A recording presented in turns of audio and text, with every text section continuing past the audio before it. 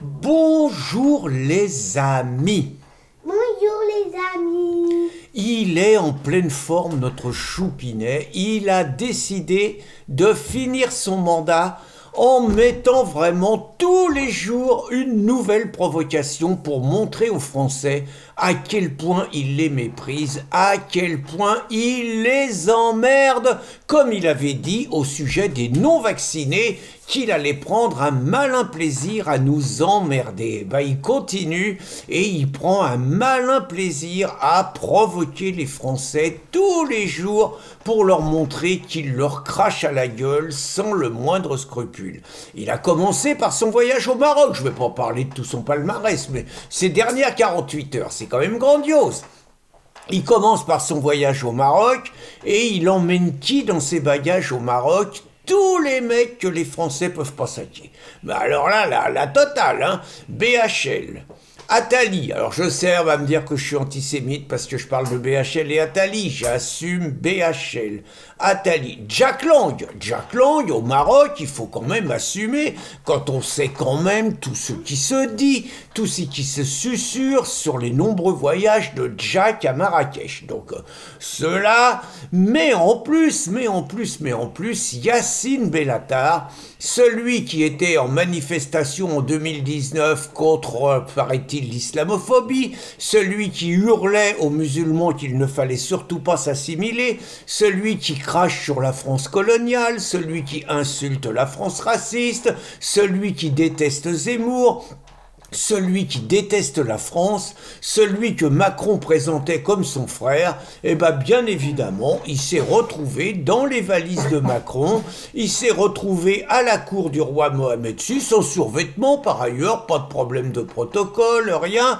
Donc Macron, nouvelle façon de dire aux Français qu'il les emmerde et qu'il fera ce qu'il veut et que tout ce qui favorise quelque part la dévalorisation de la France et la destruction de la France sera la fin de son œuvre. Et pour compléter le tableau, il ose dire 24 heures après, au Maroc, que finalement, je décode, Charles Martel, il a fait une connerie en gagnant à Poitiers, parce qu'il a expliqué au Maroc que les Espagnols, qu'est-ce qu'ils avaient eu comme chance d'être envahis pendant 7 ans par les armées musulmanes et d'avoir pu profiter ainsi de la richesse de l'échange multiculturel. Sébastien Fanjul, qui a écrit juste un petit bouquin sur la réalité d'Al-Andalus, doit s'étrangler, ainsi que tous les vrais historiens, mais ce que raconte Macron n'est que la propagande officielle de la gauche pour nous raconter que l'Espagne musulmane, l'Espagne occupée pendant 7 siècles, c'était ça finalement le dialogue interreligieux, la richesse de mélange des cultures et donc le fait que les 3 religions du livre pouvaient cohabiter harmonieusement pour mieux justifier quelque part l'invasion qu'il nous impose aujourd'hui. Et donc j'étais parti là-dessus et ma compagne Christine, scandalisée comme je le suis par la condamnation de Tommy Robinson, a retrouvé et mis en ligne finalement un article qui remonte à 2012 où nous étions allés à Florence pour rendre hommage à une grande dame, Oriana Fallaci, une rencontre où nous avions fait connaissance de Tommy Robinson, donc qui vient d'être condamné à un scandale d'État, 18 mois de prison ferme, pour 2 raisons, c'est quand même intéressant à approfondir ça. Il est condamné pour avoir refusé de donner les codes de son téléphone en vertu d'une loi antiterroriste. Je ferai remarquer, vous savez, je ne l'ai pas caché, je me suis pris une perquisition dans la tranche il y a un peu plus de 6 mois. On m'a barboté mes 2 ordinateurs et mon téléphone. J'ai refusé de donner les codes de mon téléphone. Je risque également, aujourd'hui, la loi prévoit des peines, des lourdes amendes et des peines de prison, paraît-il, parce que ça serait lié à une action terroriste refusant d'informer l'État. Vous voyez, en France, on n'est pas à l'abri de ce genre de choses. Et donc, Tommy, d'autre part, est attaqué pour avoir osé dire la vérité sur un migrant syrien, un jeune enfant migrant que la propagande a montré maltraité par des élèves anglais blancs, et donc on a fait le coup du racisme, alors que la réalité, c'était que ce jeune Syrien passait son temps à persécuter les jeunes élèves anglais d'origine, et que pour une fois, fois, il y en a un qui y a tenu tête. Et Tommy a démontré l'imposture, a démontré le mensonge. Il se trouve un juge collabo qui lui a interdit de relayer ces images. Tommy est passé outre, jugeant que la vérité était plus importante que sa sécurité. Et c'est pour son courage qu'il se retrouve 18 mois au trou chez les Rosebifs. Mais je reviens sur cette vidéo que Christine a mise. Christine a mis 2 vidéos, je vous ai mis la mienne et vous pouvez trouver la sienne sur le lien que je vous ai mis, donc sur le discours tenu donc à Florence en 2012. Alors je m'en rappelle très bien, ça m'est revenu depuis, j'ai fait la connaissance de Tommy.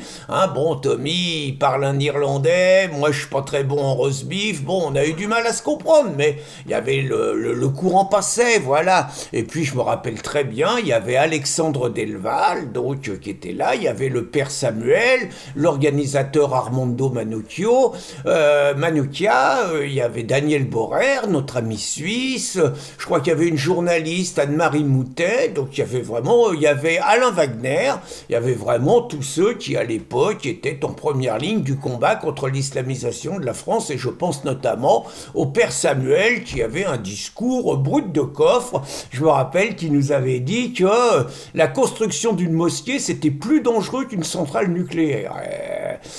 Sans discuter sur le fond, sur le nucléaire, il avait de l'audace, le père Samuel, il y allait bien. Et je me suis amusé, non pas par narcissisme, mais je me suis amusé à réécouter mes propos de 2012. Et je vous avoue que ça me laisse comme un goût amer.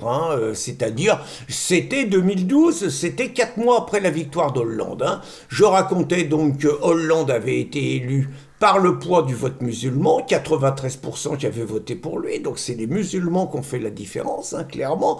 Je racontais la montée de la surdélinquance en France depuis la victoire de Hollande. Je racontais que le soir de sa victoire, il y avait des drapeaux étrangers et juste un drapeau français place de la République. Je disais la réalité du djihad quotidien que subissaient les Français.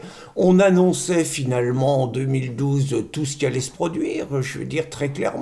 On donnait déjà des solutions pour éviter ça. On parlait déjà de remigration. On disait qu'il y avait eu des précédents historiques.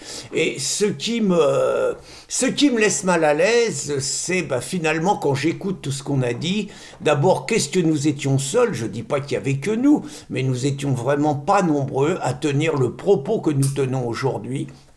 2012, c'était avant Mera, c'était avant Charlie Hebdo, c'était avant le Bataclan, c'était avant Nice, c'était avant le père Samuel, c'était avant les policiers de Magnanville, c'était avant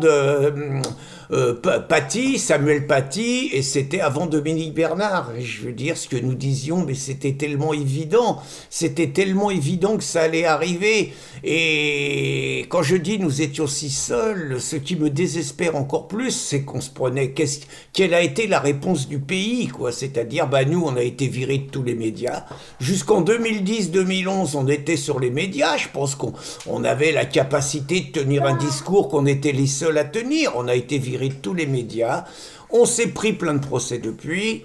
Les différents gouvernements ont fait que depuis 2012, si je dis qu'on a 3 millions de musulmans de plus, je ne suis pas convaincu de me tromper énormément.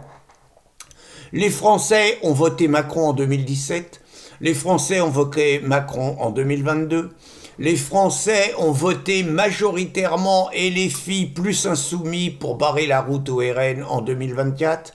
Le harcèlement judiciaire continue contre nous et on sait que la Reconquista, parce qu'elle sera nécessaire, la Reconquista sera d'autant plus douloureuse que depuis 2012, je veux dire, quand des gens comme nous et d'autres avions alerté, je veux dire, tout le contraire de ce qu'il fallait faire avait été fait.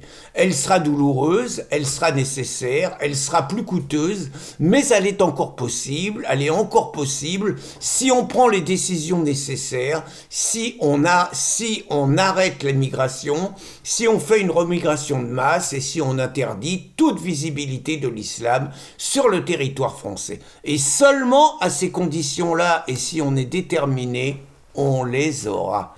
Bonne journée les amis! Bonne journée les amis!